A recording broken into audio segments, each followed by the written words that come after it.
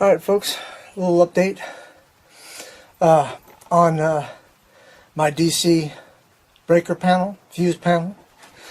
I'll show you what I got going on here. I didn't like how little room I had in there, because it was only that wide. And so what I've done was I'm taking all this stuff out, basically just going to dismount it, lay it down, put the new box in, and it goes almost to the edge of this here and almost touches this wall. So it's going to be about 18 inches wide, and it's I can't remember how deep it is. Well, it goes from that height all the way to the floor. But I'll have more room in there to move around, because a couple things have to go in there.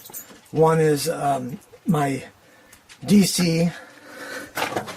I'm either going to put it here or here, and that is my DC breaker. It's a 30 amp DC breaker.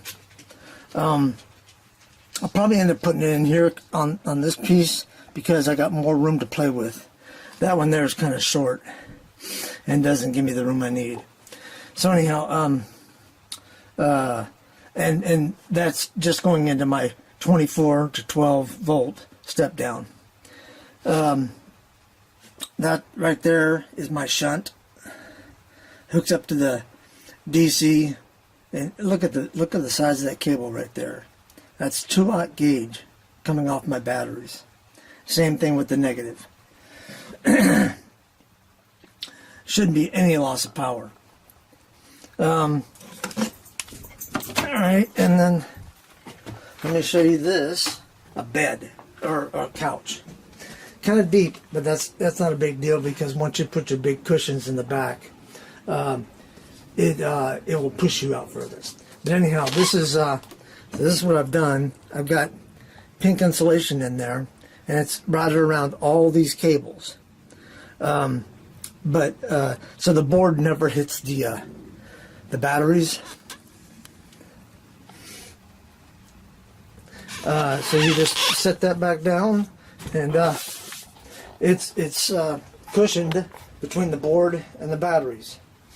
And then this board here just sits right on the edge of this here. I may have to trim this down just a bit on both sides so that it doesn't warp the board, because as you can see, it's already sort of warping it. But anyhow, that's what I've been working on. And the wiring is done. You see this wire hanging out here. That's because I just got the inverter battery temp sensor. So I haven't finished routing it yet. So I'll wad all that wire up, bring it over here, and sort of like what I did with that piece right there. Roll it up or fold it up, and then just set it there and plug it in. But that's the last piece I need to hook up before closing that breaker right there, because that breaker is the only thing stopping power going to the inverter.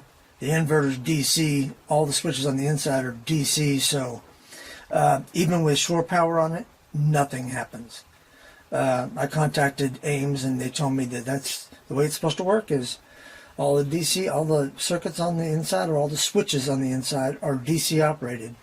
So until you have your battery bank hooked up, you got nothing. So anyhow, that's where I'm at now. And all I need to do is hit that switch right there, close that breaker, and I got power. But anyhow, so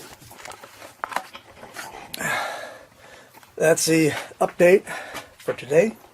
This is January 29th, I believe.